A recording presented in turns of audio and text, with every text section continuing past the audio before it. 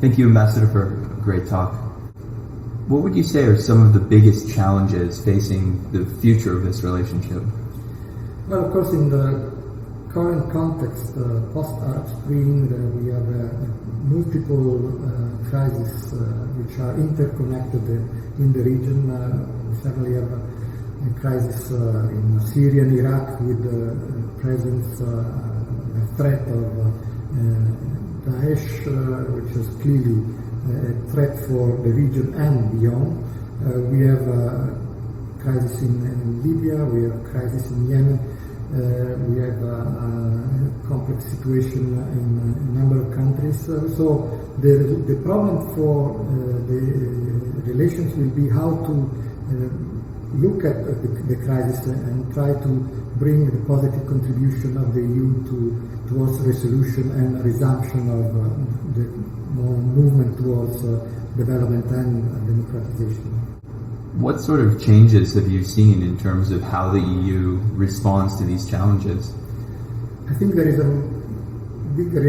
a higher realization today of the fact that the EU needs a strategy on how to handle its relations, not only with the neighbors but also in the global arena.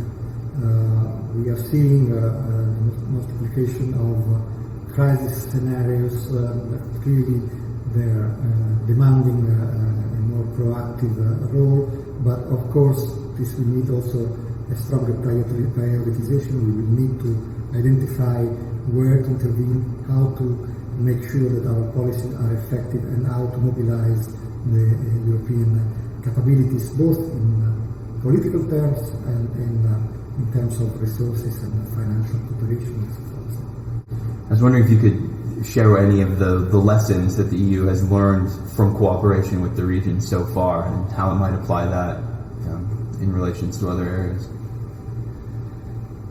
There has been clearly the diversified approach in making sure that the EU is responsive to those countries who are willing to embark on a reform process.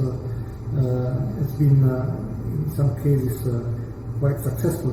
It's mentioned certainly the case of Tunisia, where the post-Arab Spring process is bringing about very interesting political results, and we now possibly need to continue to sustain and help and support the process, and also assist Tunisia in tackling its economic problems.